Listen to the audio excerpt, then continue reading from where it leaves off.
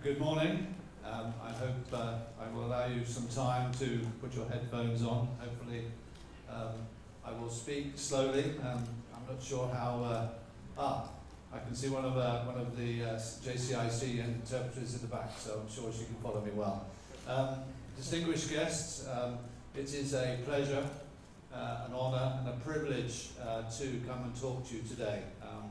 It is a fantastic country, Taiwan. I have the pleasure of having been here twice, and when Taiwan and JCIC hosted the 8th World Conference, as you saw in the presentation, you will know that it was a great success. Many people went away, including myself, with Taiwan in my heart, as a country that has tremendous people, tremendous ability. So it is an extreme pleasure to be back here today, and I hope I do you justice with my presentation. I'm not sure whether there will be time for questions at the end, but hopefully there will be, and I'd be very happy to take them. I'd like to today cover several areas. I was asked to give an update on the credit reporting industry in Europe, which obviously ACCIS is very much at the heart of. And then I'd like to talk about some of the key policy drivers, because credit reporting is very much at the centre of helping global countries to actually facilitate a lot of their policy objectives. And I'm hoping at the end of this presentation you will understand, as JCIC does in Taiwan, the importance of credit reporting across the world in helping the world grow and continue to grow. I'd also like to leave you with some thoughts about the future for credit reporting, because as Deputy Chairman mentioned earlier, it's all about moving forward, and I'm sure JCIC, I know, have great plans to move forward. So I'd like to leave, hopefully, all of you with some thoughts about, from my perspective, where I see credit reporting going. Some of that might be good, some of that might be not so good, but I think it's important that we discuss those, and then some key takeaways. This is a map of Europe. I hope everybody will be aware of this map. This is a map of the members of ACCIS. So it shows the different members that we have.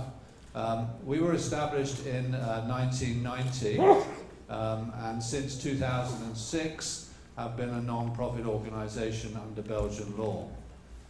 We now represent 50 credit bureaus in 34 countries. 44 of those credit bureaus are in 28 of the countries of the European Economic Area, which is quite significant. So apart from a couple of countries, we pretty much have representation across the whole of Europe.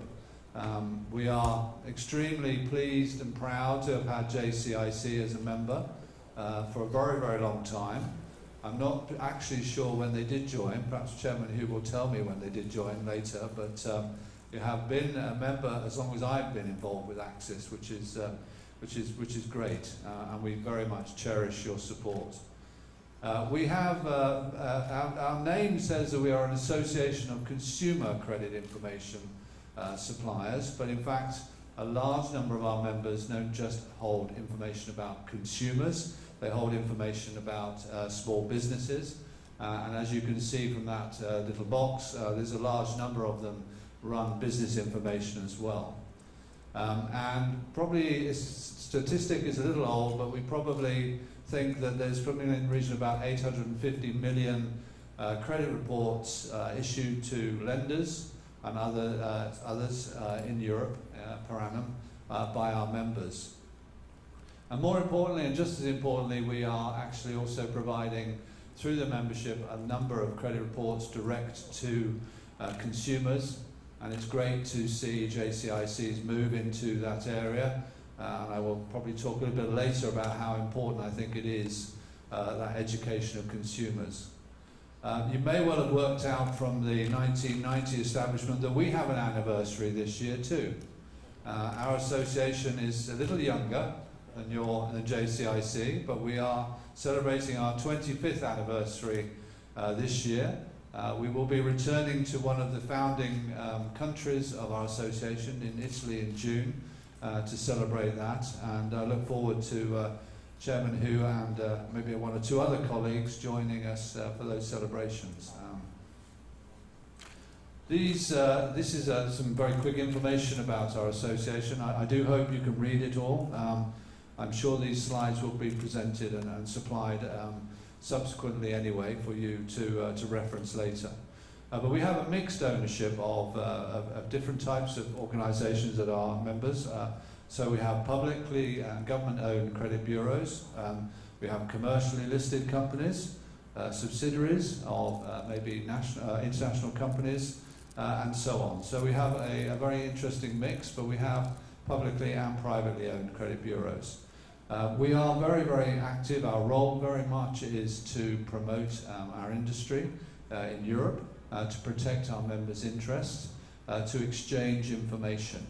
And if you are interested in the European landscape, on our website there are some very good surveys from 2010, 2012, and very shortly there will be a new survey coming out this year to really allow you to understand the diversity of credit reporting in Europe. And we also have a very interesting survey in 2014 on SMEs and the access to data. And as you can see, we're very active in working in the public lobbying field around access and making sure that people understand the importance of credit reporting in regulation.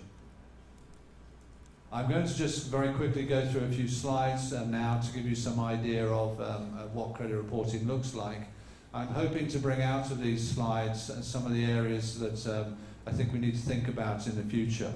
But Europe is, people may think, if you don't know Europe that well, that Europe has one standard model for credit reporting. I thought that when I first joined the association, thinking it would be a very interesting and very easy job.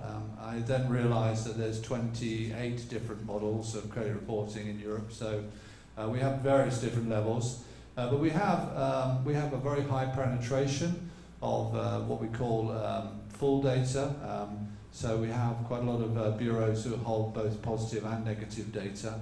But there's a when we talk about positive and negative data, we need to understand that positive data can be an existence of an account information, but also the payment history of that account. And actually, when you look deeper into some of this information, you see that we have credit bureaus that hold positive information, but do they hold the depth of information in terms of information about the payment performance over a period of time?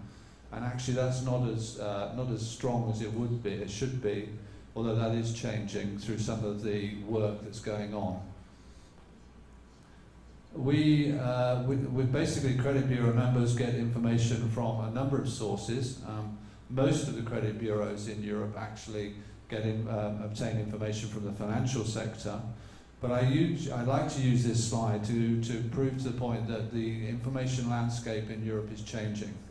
There is more and more data coming into the credit bureaus now, which is not just from the banks. And it's one of the takeaways I'll come back to later, is something that I think obviously is something you should look at. There is a lot of financial policy coming in that will encourage extra data, and this I think shows some of the diversification of the different types of information that is held. And this, I'm sure, graph will change when we have our 2015 survey. We're hoping to see probably a lot more coverage in those areas like mail order, utility bills, telecoms and the like. Service provision, obviously most of our members provide credit reports for risk management, but there is quite a lot of use of credit reports, and this is again I think a takeaway hopefully for the region around some of the areas that credit information could be very useful for. So fraud prevention there is used, and identity checking. In the digital world that we live in now, and I reference obviously the digital reference in the video, it is increasingly important, and credit reporting plays a very important role in those two areas, along with, obviously, as I say there, some of the other areas like scoring and basic provision of that. The slide beneath it just goes to show that probably the majority of people are using data on a risk management basis, but obviously there are uses of the data in things like marketing services, and by that I mean use of the data for people to screen people's lending capability before they may offer them some form of a loan or whatever. This slide is, it is readable, good.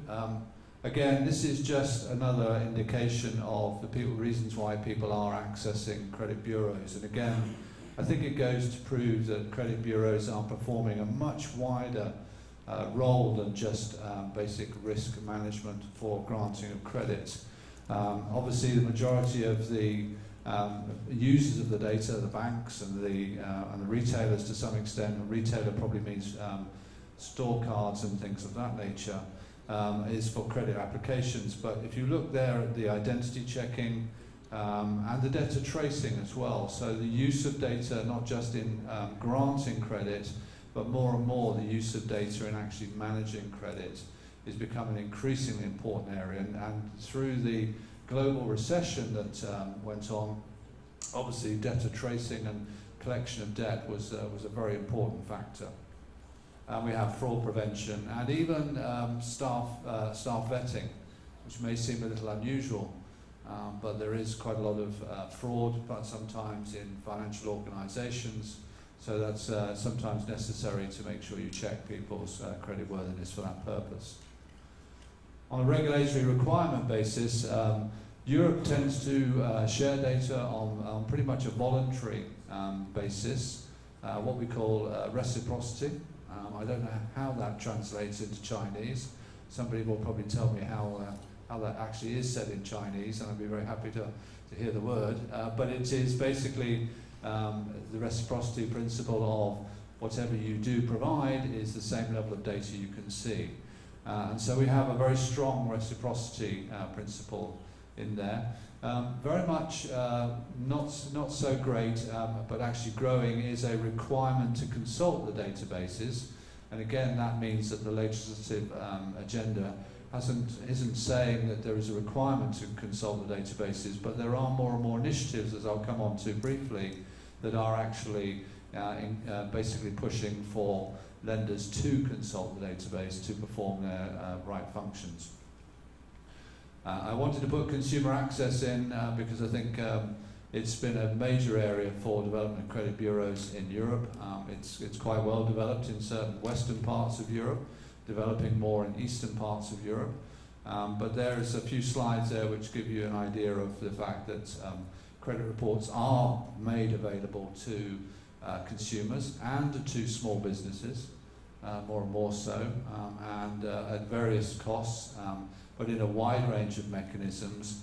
And it is definitely something that ACCIS as a policy supports wholeheartedly, because consumers are a key stakeholder in a credit reporting system as much as lenders and data furnishers and regulators. And one area which I know, having spoken to Chairman Hu yesterday evening, I know he's having interesting dialogue around this at the moment, and I think there is a great opportunity in the Asian region to encourage is cross-border data exchange. The more citizens travel, the more they want to access financial services in different countries, the more cross-border data is going to be a key area. It's a very, very big area coming up for Europe with their move to one common financial system, and it's one that we'll be taking an increasingly active part in. Not a lot of demand at the moment, but I think it is certainly something, if you want to show your commitment, that is worth looking at as far as regulators are concerned. So very quickly moving on, I'm sure somebody will give me a hurry up signal if I'm going on too long. But key policy drivers globally, these are in three distinct categories. I'm going to look at these globally and for Europe. Globally, though, obviously, it is still important for governments and policymakers to provide financial stability, financial reform, And it has been amazing in my history, having spent 25 odd years in this industry, how since the recession, credit reporting has shot to prominence in its role. It is quite important. For those of you who don't know, the World Bank stipulates that there are 3 key pillars that support economies. One of those is a payment system, which I think everybody understands. The other one is actually a credit reporting system. Is increasingly important for an effective and growing economy. The third one actually is what they call an asset register, which is the ability to be able to borrow money against assets. For those of us in the Western world where we have houses on mortgages, that's probably a given. But in other countries like Africa, where you are a small business with a farmer with a flock of sheep who wants to raise capital, and the ability to be able to use that flock to generate capital is quite important.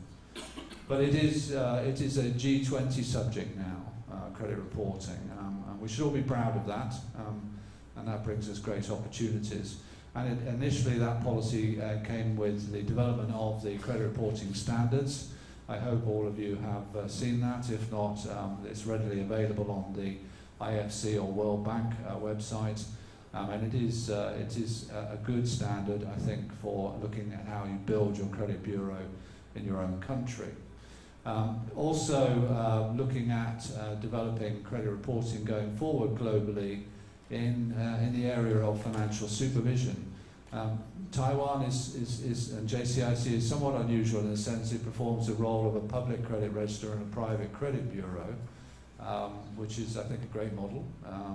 But obviously, in a lot of cases, the public credit register that may exist in a country may not have as much depth and data actually as a private credit reporting organisation can have.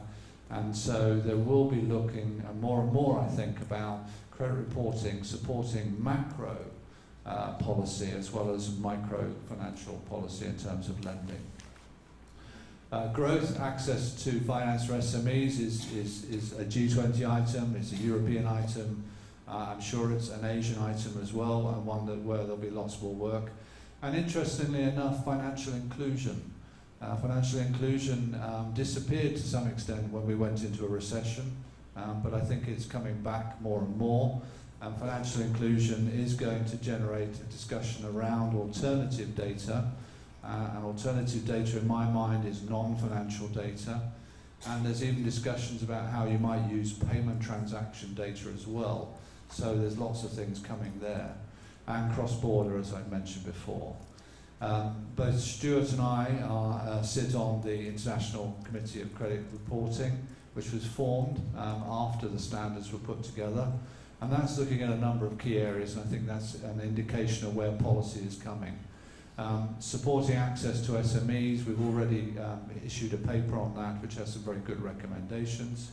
We're also now working on a paper about how credit reporting can help financial supervision. So how private credit bureaus might be able to provide data to public credit registers or financial stability organisations in countries to help them provide that role. Financial inclusion is on our agenda. Credit scoring is on our agenda, which is one about how possibly credit scoring could be used in terms of the role it plays and how it's communicated to individuals and the like. And oversight. There is no doubt that if you are an important part of the economy, oversight comes with the job, as they say. So oversight is there, and oversight will continue to be looked at. Some of you probably already have a high level of oversight. In some of the Western sort of parts of the world, that's not so much, or hasn't been so prevalent. It's coming, very much so. So we're very well aware of that. We shouldn't be frightened of that, and I think need to take that on board. I'm not going to go into too much of this detail here, but from a European perspective, you will see very much a mirroring of what is happening at the global level. In Europe, we have this financial stability, we have more specific regulation, And this specific regulation is actually for the first time insisting that lenders consult external databases such as credit reporting databases. So this is quite a significant move. If you remember earlier I talked about the fact that credit reporting, there's no requirement on that, but there's more and more move towards that now. But also interestingly, anti-money laundering, so this is the additional role that credit reporting can play in helping organisations perform their various functions they need to. And probably the biggest development is over-indebtedness and assessment of affordability, which brings income into the equation. Some of you who are in credit bureaus may have access to income, probably not, but I think you will find more and more that policymakers will recognise income as important, and credit reporting can play a very active role in that. We also have Capital Requirements Directive, CRD, and we also have something called ANA-Credit, which is basically the European Central Bank creating one very large data warehouse. Growth, I think we've covered some of that, financial inclusion, SMEs, payment services. Big data is being looked at now. Crowdfunding is also a key area for providing finance. And Capital Markets Union, which is basically the drive to have one common capital market in Europe so that businesses can raise finance across different countries, which again comes back to the cross-border type of access. Balancing that, we have a continual dialogue with some regulation being proposed around citizens' rights. ACCIS fully supports privacy, appropriate privacy, and rights of individuals to see their data. We have regulation happening in Europe which is probably taking it to the next level, driven very much by concerns about data on the internet, not about data on credit reporting, but one that we have to take a part in because it is quite, it could have some quite unintended consequences around affecting how we operate. So that's a key area. So let's just very quickly, closing the presentation, talk about the future for credit reporting. I've mentioned this a couple of times, but I'll say it again. Credit reporting will play an increasingly important role in any country, not just at a micro level in terms of enabling finance, removing those information asymmetries, but also at a macro level. The information we hold is significant, and it's been a very, the recession has proved to regulators that they should have had access to this information to understand some of the systemic lending that was going on, poor lending. So we will be front and centre of that, and you need to be aware of that. I think there will be an opportunity to hold more data. And using my English, more data to me means greater depth, which means more detail about those individual agreements, and more breadth, which means that we will have different types of lending or different types of credits coming on board. So I think that's going to be something you will see policymakers actually acknowledging. And that may even be more data coming from government. We will get more supervision, and that will come. And some organisations don't quite understand that yet. I think probably in the Asian region, you probably do understand that more than we do in the Western region. But it is something that's coming, and it's something that you shouldn't shy away from. There is going to be some challenges to the traditional credit bureau model. I don't think, we discussed this somewhat in our last World Conference in 2014. There are companies out there now who have very, very big databases about individuals. And there is no doubt that they will be moving into this space of credit reporting. You could argue that it's probably what we call unstructured data versus what we would call structured data in our credit bureaus. But there are already organisations starting to use that to grant credit. And so it would be remiss of me to stand here and not mention this, and to try and hopefully help all of you think about this and think about ways in which this data can be incorporated or used possibly in your own bureaus. but you need to be aware of it. Very close to home, we know Alibaba's in China now is I think a credit bureau, although my colleagues from the People's Bank of China might want to suggest it may not be quite a credit bureau, but it is there, it's coming. Google, even Apple, and the big data is coming as well. So it is something you need to keep an eye on. The other thing I think you need to be aware of is that the more you educate people, consumers and businesses about the data you hold, and the more you tell them how critical it is to their livelihoods, the more they will want to see it, and the more they will understand that it is a passport for them. I used to say it's a bit like a gold credit card in your wallet. It's extremely valuable, and they will wish to use that, and they will acknowledge that data, and they will understand that it has value. And that will present challenges. It may challenge you as to whether it's your data or their data. And they may challenge you to actually access that data, and they may challenge you to be able to provide that data to organizations. So we see this very much in the Western Hemisphere at the moment, where we have things like My Data, which is encouraging people to draw their data down from organizations and offer it to others. And that's something I think you need to be aware of as well, because that will come. So, the key takeaways, just quickly summing up. It is going to change the credit reporting world. In the next 5 to 10 years, it will be a very different place. And I think it's something you need to take account of.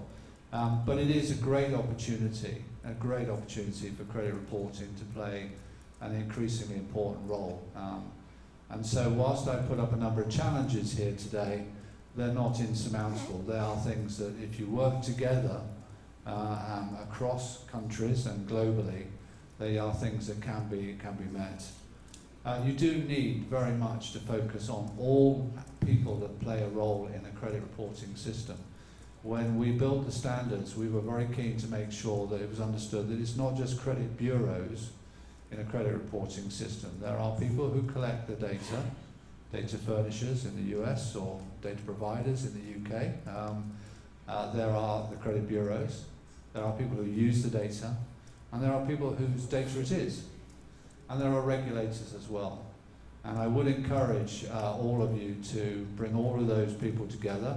Sometimes that's not easy conversations, but it's far better to have them all involved and to work that through. And I think I would encourage that. And I sense that JCIC is already a good way down that role with all the various ministries and others, but it's always something.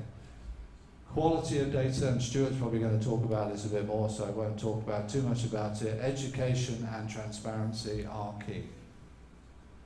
If people don't trust you, you may as well not be in the business. And so it's very, very important to have all of those. I would suggest that data is going to change. The shape of your data is going to change, so I would suggest one of the things you need to take away is having the most flexible data architecture you can find, because data will come in many different ways, and it may well come in different shapes. The model possibly of receiving data once a month from an organization is going to change dramatically. It may be coming in every day. It may be in different shapes. It may not be a monthly loan anymore. It might be all sorts of different things. So having a flexible data architecture is extremely important to be able to take that data on board.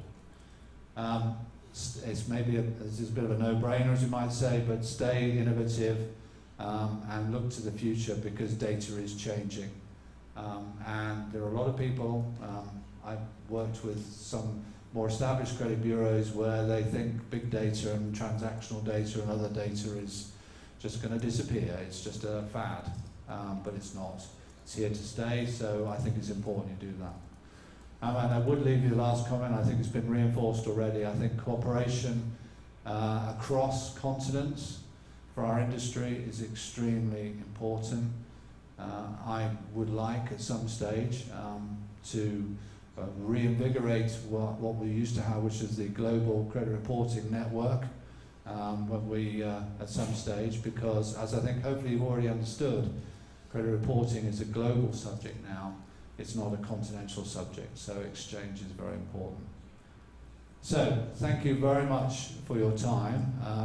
I'm not sure if we have the ability to ask questions, maybe not. But before I do go, I would like to congratulate JCIC for 40 years, and I would ask if Chairman Hu could come up on stage and accept a small memento from ACCIS and all its members for your 40 years. So thank you very much.